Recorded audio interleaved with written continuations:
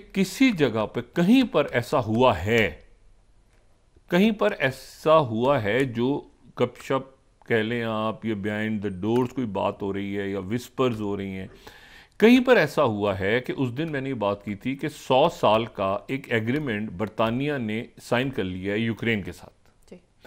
और वो 100 साल का जो एग्रीमेंट साइन किया है वो प्रेसिडेंट ट्रंप के 20 जनवरी को जो उन्होंने हलफ उठाया है उससे 3 दिन पहले साइन हुआ है, यानी 17 जनवरी को साइन हुआ है।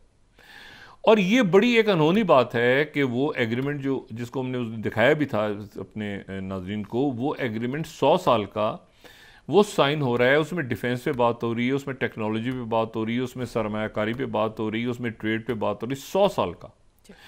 और उसमें ये भी बात हो रही है कि उसमें सारा कुछ है, लेकिन एक उसका हिस्सा है जो शायद आवाम के सामने नहीं है, और उसमें कहीं रेयर अर्थ मिनरल्स हैं। ये वो बात है जो गपशप है पूरे यूरोप में भी और अमेरिका में भी कि ये कोई ऐसा मुआहदा बरतानिया ने दस्तखत कर लिया था यूक्रेन से, जबकि 3 दिन रह गए थे प्रेसिडेंट ट्रंप के हलफ उठाने में।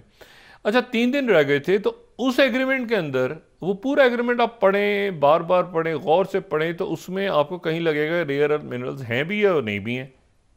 मैंने कहा ना, अभी बात घूम रही है अभी, क्योंकि रेयर अर्थ मिनरल्स नहीं है उसमें। उसमें टेक्नोलॉजी का दोनों मुल्क ताउन करेंगे, दोनों मुल्क जो है वो मतलब बहुत कुछ है उसमें, लेकिन कहीं जहाँ टेक्नोलॉजी, साइंस, ये सारी।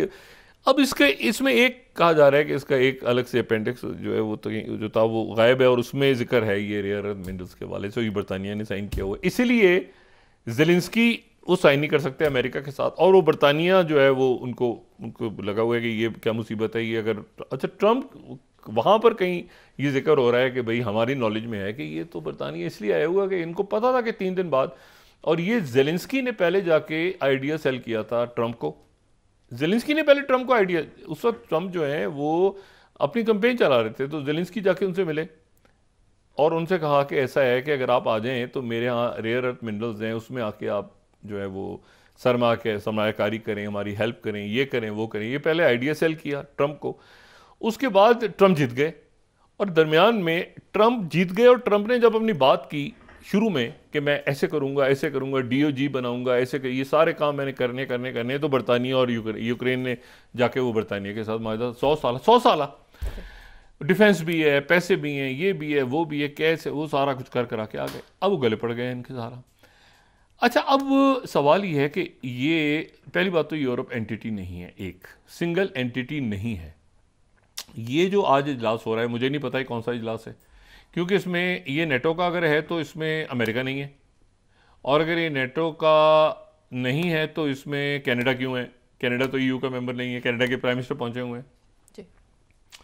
और अगर ये ईयू का है तो इसमें टर्की के जो फॉरेन मिनिस्टर हैं वो हैं, कि टर्की तो ईयू में नहीं है। तो ये है कि बस ये एक इजलास हो रहा है, ठीक है ना, एक इजलास हो रहा है जिसमें उन्होंने टर्की के फॉरेन मिनिस्टर को बुलाया है, और उन्होंने कनाडा के जो है वो अच्छा, टर्की और कनाडा अगर दोनों हैं तो फिर इसका मतलब है कि फिर इसमें ये तो फिर नेटो हो गया, लेकिन अमेरिका फिर नहीं है, तो फिर कैसा नेटो है ये? तो एक बस इजलास हो रहा है जिसमें बहुत से रहनुमा मौजूद हैं जो यूक्रेन का साथ दे रहे हैं। अच्छा, अब सवाल ये है कि वो ये क्या करेंगे। अभी एक एलामिया जारी होगा या प्रेस कॉन्फ्रेंस होगी, या बताया जाएगा उसमें कि तो कहता है चर्चा सूली पे जो है जेलेंस्की को वो जो है ना वो, लेकिन जेलेंस्की जो है वो अपने साथ इन सबको लेके जाएंगे। वो भाई मसला ये है कि जेलेंस्की ने जाते जाते जो कर दिया है वो तो ट्रांस अटलांटिक उन्होंने सत्यानाश कर दिया ना पूरा, वो ख़त्म ही कर दिया। मतलब यहाँ तक कर दिया कि वो जो इलॉन मस्क हैं उन्होंने पिछले 24 घंटों के दौरान एक और होता है ना वो स्टारलिंक ऊपर उन्होंने जो है ना वो फायर किया है, और वो उन्होंने एक सोशल मीडिया पे एक जो उन्होंने उसको रीट्वीट करके अपने इरादे जाहिर किए हैं, ये मैं 4 स्लाइड दिखा रहा हूँ। वो उन्होंने एक हैं गंथर ईगलमैन, उन्होंने एक ट्वीट किया, it's time to leave NATO and the UN. वक्त आ गया है कि नेटो और अक़वाम मुत्तहिदा को छोड़ दिया जाए। अक़वाम मुत्तहिदा, नेटो नहीं, अक़वाम मुत्तहिदा को छोड़ दिया जाए। इलॉन मस्क कह रहे हैं आई एग्री। अच्छा, अब बात ये सारी कि आई एग्री, वो अक़वाम मुत्तहिदा को छोड़ने की बात करें, ये ज़हन में रखें कि इलॉन मस्क जो हैं उनको जो पहली काबीना का इजलास हुआ था, तो पहली काबीना के इजलास में सारे सेक्रेटरीज को उन्होंने कहा था कि आप में से कोई मुखालफत तो नहीं कर रहा इलॉन मस्क की, जो कर रहा है तो उसको मैं फेंक दूँ, बता दें कि कर रहा है तो हमने कहा था मैं फेंक दूँ उठा के, तो सारे के सारे खामोश होकर बैठ गए थे। इलॉन मस्क जो है उनकी एक अपनी जो है वो सारी, अब वो उन्होंने अपना इरादा जाहिर किया कि यूएन के अंदर भी हम क्यों जा रहे हैं, यूएन के अंदर। और तो ये सारा का सारा जो 1945 के बाद के, और उसके बेनिफिशियरीज इतने हैं, मैंने कहा ना कुछ तो बहुत काम बड़े अच्छे होते हैं, ड्रिंकिंग वाटर, हेल्थ, स्कूल, ये वो, इतने बेनिफिशियरी कौन है, ये फलाना जी अक़वाम मुत्तहिदा के एक जो हैं पता नहीं यूनिसेफ के कोई वो हैं, और वो टाइटल लगा के पूरी दुनिया में घूम रहे हैं, सफ़ीर हैं, पता नहीं कौन है, वो शख्सियत बना दिया, ये होता है ना, वो ऐसे ही एक एलीट ऑफ द एलीट के सामने रख के और पीछे अरबों रुपये खाया जा रहा है, और उसके बेनिफिशरीज बहुत हैं, बहुत बेनिफिशियरी है पूरी दुनिया में। वो अपने अब आखिरी एक आखिरी लड़ाई लड़ रहे हैं कि हम किधर बच जाएं, हम किसी तरह इससे बच जाएं, क्योंकि उन्होंने फिर ये हुआ है कि जब ये कॉलोनीज़ आज़ाद हुई और ये कॉलोनाइजर्स यहाँ से गए, वो जो एक दूसरे का सर काट रहे थे 1945 तक, ये सारे इकट्ठे हुए, तो पीछे इन्होंने वो मसाइल छोड़ दिए, वो सिस्टम छोड़ दिए, वो ब्यूरोक्रेसी छोड़ दी, वो सिविल मिलिट्री ब्यूरोक्रेसी छोड़ दी मुल्कों में, कि जो इन्हीं के साथ अटैच रही किसी न किसी अंदाज में, और वहीं के कॉलेजों में, स्कूलों में उन्हीं का तरीका है जो निसाब कैसे पढ़ना है, और जनाब कौन से कॉलेजों में, कौन सी यूनिवर्सिटीज़ में बड़ा तो अच्छा जी होता, वो पूरी एलिट क्लास वहाँ से उन्होंने तैयार की, वो सारी की सारी फारिग इसलिए हो गई। उसकी वजह ये है कि ये जब से ये फोर्थ इंडस्ट्रियल रेवोल्यूशन आया, तो उसमें पता चला कि डिग्रीज की तो हैसियत ही नहीं है। आपने पीएचडी किया हुआ है हार्वर्ड से या स्टैनफोर्ड से या फलाना, तो अब तो पीएचडी की कोई हैसियत नहीं है। अगर आप एआईजी की ज़िंदगी में दुनिया में आ गए हैं, जो कि आ चुके हैं आर्टिफिशियल जनरल इंटेलिजेंस में, तो ये डिग्रीज तो आपकी बेकार हो गई हैं। हर बंदा जो है वो अपने पास एक जो जितने भी मॉडल्स आ गए हैं एलएलएम्स के, चाहे आप जेमिनाई पे चले जाएं, चाहे आप ग्रॉक पे चले जाएं, चाहे आप जो है वो एंथ्रोपिक पे चले जाएं, आप ओपन एआई पे चले जाएं, डीप सीक पे चले जाएं, कहीं चले जाएं, तो वो तो एक पीएचडी के लेवल से ऊपर जा चुके हैं। और तेज़ी के साथ ये जो आपकी एप्लीकेशंस हैं ये ख़त्म होने जा रही हैं। ताज़ा तरीन एप्लीकेशन जो बंद होने जा रही है, लोग जिसके बड़े आदी हैं दुनिया में, वो स्काइप है।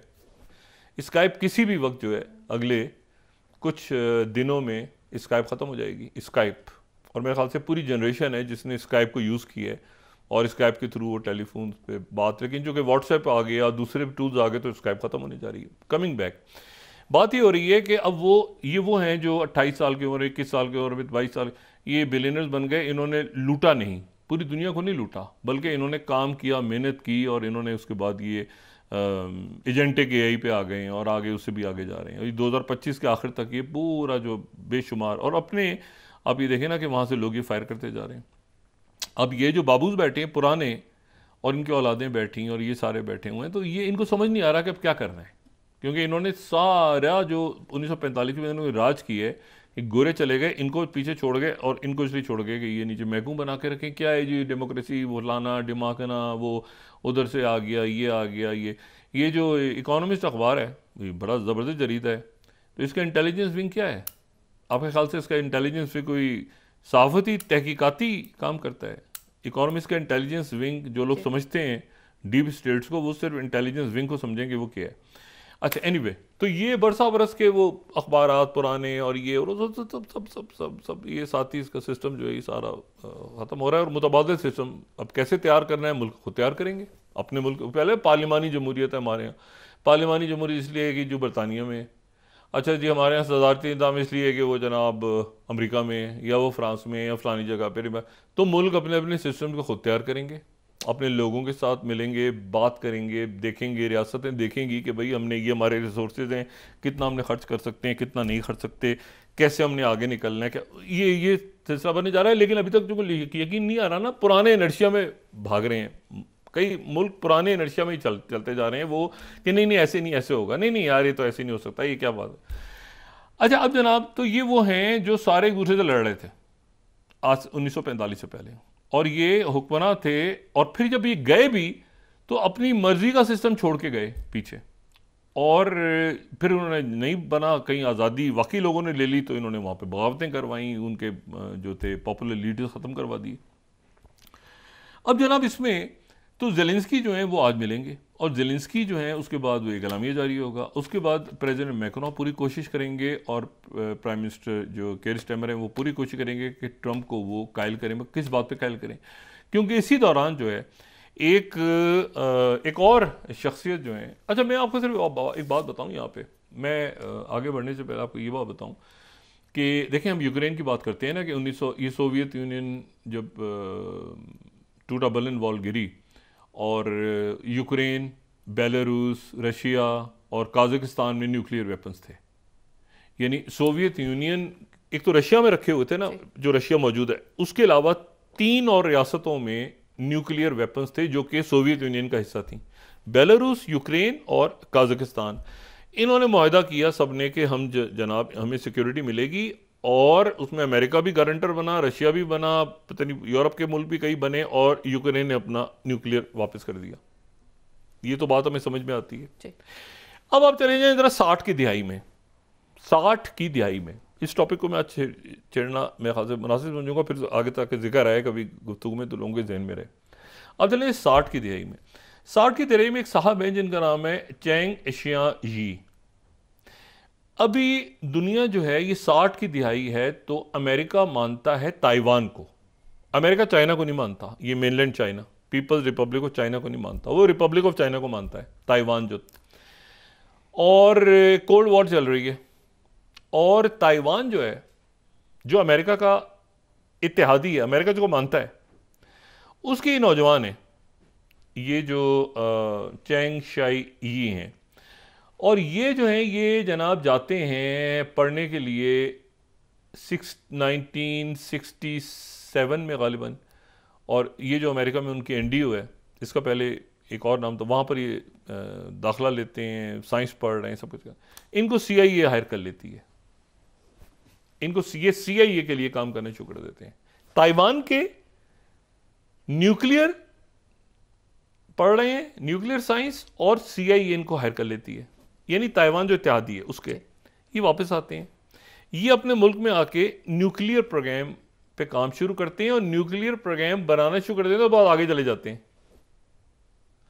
और जब आगे चले जाते हैं तो उस वक्त ये होता है कि ताइवान जो है उसको अमेरिका डंप करता है और पीपल्स रिपब्लिक ऑफ चाइना के साथ चला जाता है, यानी वो जो प्रेसिडेंट निक्सन के दौर में हुआ था। और उसके नतीजे में चाइना सोवियत यूनियन से अलग होता है, और इस दौरान अमेरिका एक और काम करता है। ये जो ताइवान का बंदा CIA के लिए काम कर रहा था,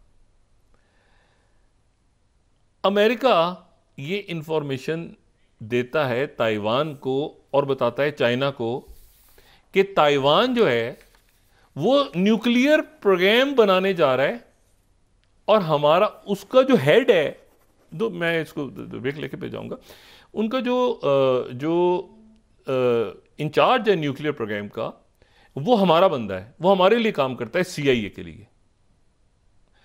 तो आप तो नहीं कर सकते, हम ताइवान को मैसेज कन्वे कर रहे हैं, यानी चाइना पे एहसान हो रहा है। हम ताइवान को मैसेज कन्वे कर रहे हैं कि न्यूक्लियर बनाने की कोशिश मत करना ताइवान को। और अमेरिका 80s में 88, 89 में ताइवान से कहता है कि तुम्हारा जो न्यूक्लियर हेड है वो हमारे पास आ चुका है डिफेक्ट होके, अमेरिका उसको हमने पनाह दे दी है, और ताइवान आप न्यूक्लियर बनाने की कोशिश नहीं करेंगे। ताइवान का न्यूक्लियर प्रोग्राम खत्म हो जाता है, यूक्रेन की तरह ताइवान का। अच्छा, अब ये जनाब ये जो साहब हैं 17th quote, how CIA informant stop Taiwan from developing nuclear weapons. Ukraine की बात नहीं हो रही है, ताइवान की बात हो रही है। ये 1 मार्च, आज पढ़ना चाहते हैं तो आज पढ़ लें। उसके बाद 1997 का ये आर्टिकल पढ़ना चाहें तो ये पढ़ लें, how a spy left Taiwan in cold. यानी ताइवान का बंदा CIA के लिए काम कर रहा था, वरना ताइवान न्यूक्लियर पावर बन जाता। और आज अमेरिका कह रहा है ताइवान को बचाएंगे। ताइवान को बचाएंगे, ताइवान को असला बेचेंगे, ताइवान को ये करेंगे, ताइवान को वो करेंगे। ताइवान का न्यूक्लियर प्रोग्राम उठा के उन्होंने खुद उनको कहा और चाइना से कहा कि ये न्यूक्लियर बनाने की कोशिश कर रहे थे, ये हम रोक रहे हैं। बहरहाल चाइना ने कहा होगा कि अच्छा रोको, पकड़ो बंदे को तुम्हारे पास बैठा है तो वो उधर ही जिंदा है, भी वो हयात है, मौजूद है, अमेरिका में कहीं गुमसुम जिंदगी गुजार रहा है बंदा। भाई अब ये जो ताइवान का पेपर्स हैं वहाँ देखें आप, ये क्या बात चलती है। वो ये कहते हैं कि जनाब 19 ये 2017 में 10 इज डिफेक्शन ऑफ बिट्रेयल। ये बिट्रेयल है जो हम भूल नहीं सकते। वो 1988 में डिफेक्ट कर गया था, ये ताइवान के न्यूज़पेपर्स हैं। 1988 में डिफेक्ट कर गया था अमेरिका, जिसकी वजह से ताइवान का न्यूक्लियर प्रोजेक्ट जो है वो institute of science and technology में पढ़ता था सारा। और आखिर में लास्ट में वक्फे में जाने से पहले ये 20th स्लाइड अगर हम दिखा सकें शिकागो ट्रिब्यून की, US spied defused Taiwan's nuclear dreams. ठीक है, ये 2021। यानी अमेरिका ने पहले यूक्रेन के वेपन्स खत्म किए, जिनको बचाने के लिए जनाब वो कूदे हुए थे बाइडेन, ओबामा और उससे पहले सारे। उसके बाद ताइवान के न्यूक्लियर प्रोग्राम के हेड को सीआई ने अपॉइंट करके ताइवान का न्यूक्लियर खत्म किया। अब ये यूक्रेन और ताइवान को बचाएंगे और ताइवान को बचाएंगे। अब ताइवान ना बोल सकता है, ना कुछ कह सकता है,